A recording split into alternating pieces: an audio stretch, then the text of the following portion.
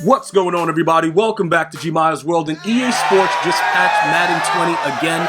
For a lot of you guys that are doing salary cap, this you probably knew this was coming because a lot of people were doing weird things, but it's not only about salary cap. I'm going to go over some of the things that have been patched right now as we go through this gameplay. Obviously, you guys know before I get into the Madden patches that we have upgraded the MUT team. For those of you guys that are new to the channel, please feel free to go ahead and hit the subscribe button and join the family because we are moving very, very strong. Right now, the new additions are Warren Sapp.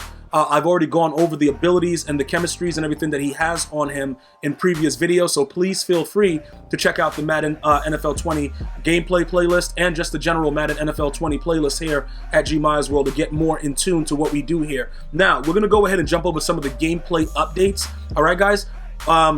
Primarily what's been happening is the game started off as a very, very run-based game, and as the game evolved, people learned different ways to, manipulate the way the AI plays certain run plays. So it was brought to the attention of EA Sports that I form tight was a savage, all of a sudden a savage offensive game plan. You know what I'm saying? Like, dudes would come out with no quarterback and just look, I thought he had some distance on him, but that's Night Train Lane, by the way. But anyway, people came out in eye tight with a quarterback that was straight garbage and just a crazy offensive line and salary cap and was able to run the ball crazy.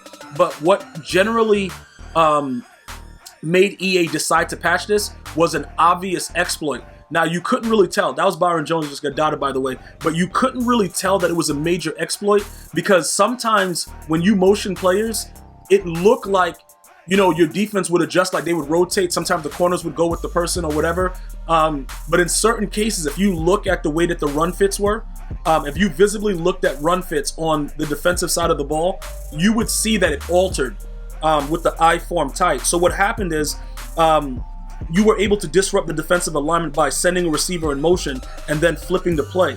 So as you did it, you would be able to see that the run fits changed and it would lead to wide open runs for 6. So EA Sports is like, all right, you know what? It's been going on for like 6 months. It's time for us to stop it. Like, bruh, because they've been doing it for a while. But I guess what happened was the general aspect of it, as Deion Sanders always fumbles the ball. Like, this dude, we're going to have to do? We're probably going to have to get Devin Hester, bruh, and just give Devin Hester ability to just never fumble ever. Because I don't know what's going on right now. But this dude, all right, yo, bro, get dotted then. Get dotted, both of you. Bro, both of you can have some. And I'm picking your moms up too. But listen, getting back to the I form tight, what's going to happen now with the gameplay that I'm showing you, it definitely doesn't make your defensive players alter their run fits or manipulate the way that they attack. Now, the run still works though. If you run the dive as opposed to the power O, as opposed to the stretch, you can still get wide open runs. It's just the fact that it doesn't manipulate the way that the defense plays it. So you'll notice that the players, if you hold down the R2 button and up on the right analog stick, when you look at your run fits, you'll be able to see that they stay the same. That's what I noticed immediately after I went and played the game, after the patch. So as far as the runs not working, they still work. I just want you guys to know that.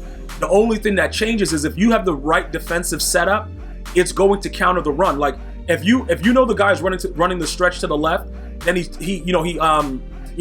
flips the play, motions the wide receiver, whichever way he does it. Sometimes they motion. Oh, make sure you're getting your workouts in. Jadeveon Clowney is taking advantage of the quarantine. I wanted to slow that down. Make sure you're doing at least 100 jumping jacks a day, bro. Just make sure you keep yourself at least. Don't go too crazy with the quarantine. Get your workouts in somehow, some way. Jadeveon Clowney, that was his message of the day. But getting back to the whole I form tight, when they motion the receiver, hold the R2 button and look at your run fits and look at who's supposed to be doing what, and then analyze it based on that. All right, go ahead. Oh, pick me off. All right, cool. Yo, listen. Look, bro, if you need my mom's number, I can give it to you, but it's going to be after the game. Because the way that you're you're just going to run around and zig all through. Okay, cool. Just take a look at it for me. All right, guys, when you play somebody that's running eye tight, or if you do it yourself, if you have a way of, well, actually, you'd have to play somebody in lab with them to see it, but you'll be able to see that your run fits and the way that your players are, the way that they're playing. Okay, look, just one hand them real quick. All right, cool. Thank you, Byron Jones. You'll be able to see that it doesn't change. But if they run stretch and your run fits, you maybe crash your D-line down, no contain, they will be able to break the stretch. If you try to contain, crash out, and they run a dive, they're going to run up the middle. It will work. I'm just letting you guys understand that defensively it still works. This guy is getting mossed the way he deserves to get mossed, and then Calvin just goes down to a 20 speed for some reason. I don't look. How is Taylor so much faster than Calvin when he's in front of him? I don't even know how that just worked out. It don't really matter. Okay, so I just wanted to point out, pay attention to the run fits, and that's one of the major things. The next thing is this: matchup nightmare, backfield mismatch, and backfield master abilities have been immediately patched. Now let's go over each of them, right? The matchup nightmare. If you guys have been playing Madden for as long as I have when it came out in August, right? You would have noticed that if you had a tight end with matchup nightmare and the dude threw it in quadruple, quintuplet, sextuplet, all kinds of tuplets coverage, he would still catch the ball. They are saying that it was a miscalculation of nearby defenders, so it made it just straight OP.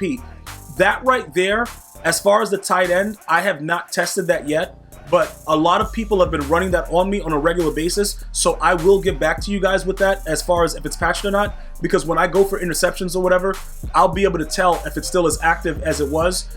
Pretty much, it's designed to moss everybody that's in front of you, so generally speaking, that's something that you guys have to be aware of. That you're still going to get mossed, but you can't have like 4 or 5 people there and they still catch it. The backfield master abilities, you know, like whatever it is, like you throw it and you get grabbing, you know, you get human joystick by throwing the ball to the flat, whatever. You know, it's a lot of different things that were going on with that. Backfield mismatch and backfield master abilities, you were able to like manipulate and get other abilities without having that set ability. And what EA did was they kind of tuned it a little bit to kind of fix that for you and kind of make it so that, you know, it's not as OP as we thought it was. But ideally, what's going on is this, though. This is what you have to understand, and you have to make sure that you really you get it clear. Regardless of the patches that happen, there are going to still be things that happen in-game that are not explainable. And that's what I want you guys to understand. So the more that you guys complain about certain things, like for instance, right, Nasty Streak, when they patched that, I agree. Nasty Streak was wild because I played a guy that had a left tackle out wide. I think it was Joe Thomas at the time. And he would pancake the corner and then pancake the safety, and he would just be going for 6. Now, the dude that I played, I actually played him twice. The first time that I saw it, he beat me. The next time that I played him, I beat him. I adjusted to what he was doing. I just didn't blitz as much, and I kept more people in coverage so I could stop the run. What EA does is they just immediately remove something that seems ridiculous, but that's what the... Okay, right here, hold on. I thought he picked that, but the ball disappeared and it ended up over there. Whatever. What EA does is they're like, look, you know what? This might be wild, and somebody that just picks the game up may not be able to play it, so we're just going to patch it. But we as Madden players have to figure out ways to get better. We have to figure out ways to teach the people that are playing the game as much as we can. Like, yo, certain pass protections, whatever it is, we have to do different things to try to encourage less patches. Because the reason that I point that out is, now that that's patched, something else is going to happen, but EA doesn't patch the game all year through. And as we miss that field goal, and I debate Rachel and Gonzalez, I just want to point out, once, like, I don't know if this is the final one, because I think they did the final one last year around this time, but we're living in a different time right now. All right, there's a lot of things going on to where they're working remotely, and a lot of stuff that they want to actually fix, they may not be able to fix as quickly. So if you guys keep complaining about it and not trying to figure out ways to stop it, that's probably going to contribute to more bugs and more things that are being crazy. You know what I'm saying? But look, in all honesty, matchup nightmare, bro, when the dude was doing it to me the whole game, he came out in, he was in like that 5 wide with the tight end tight, and he was throwing it up in the coverage with everybody there, and I could not do anything. And he was just catching the ball every time. So what I did was, after he caught it on me a couple times, he got a touchdown or something, I started to blitz everybody, right? So when he threw the ball out fast, the safety, the corner, and myself as a user would all converge. And then it took like 3 of us to be able to stop it. Now, is that too OP? You would debate that it is, but remember, you only get 3 abilities on offense and 3 on defense. So technically, the ability should be worth your time. Because we're coming from a time where, remember when we used to have abilities on everybody? And it was like, yo, what are we doing with this guy? What are we doing with that guy? Now it's limited. So to be fair, it should be kind of OP. You see what I'm saying? Like, that, you got 3, bruh. So if you put 3 players out there that make it so that it's worth your while, it should be worth your while. That's just my opinion. Like, in the beginning of the year when armbar was outrageous, right? dudes were getting punched in the face all the way up the field, but dudes were still losing games. You just had to play the run differently.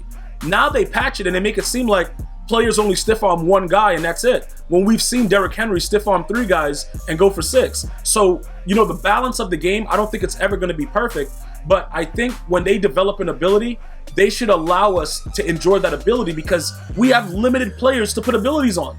So if it's OP, we got to figure out ways to counter it because that's just what it is. There's nothing else we could do about it because that's their ability. They chose, out of the 11 players that start for them, they chose 3 to be OP.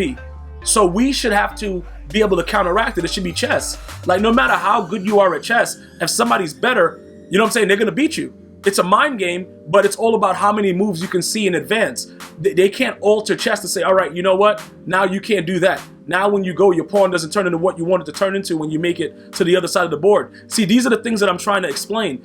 We have limited amount of players to do those things with. So if that's who we grant that we want those players to, you know, to have the abilities on, we should be able to do that. That's my point of view, guys. Now remember, as opposed in regards to like DC glitches and God, you know, whatever, like those dudes, like if they're honestly doing it, sometimes it was the servers. Like last night it was all the servers. So if you guys got disconnected last night, it was because of the servers. I actually got a message on my game that, you know, pretty much, yo, look, we having issues. Like, dog, you gonna take these L's real quick, and you have to reset your game in order to reset everything. But other than like DC and stuff like that, if it's in the game, even with that run blitz, bench blitz out of 245 odd, these clowns that are running around using it, that's hitting you in the backfield, you got to find other runs that work.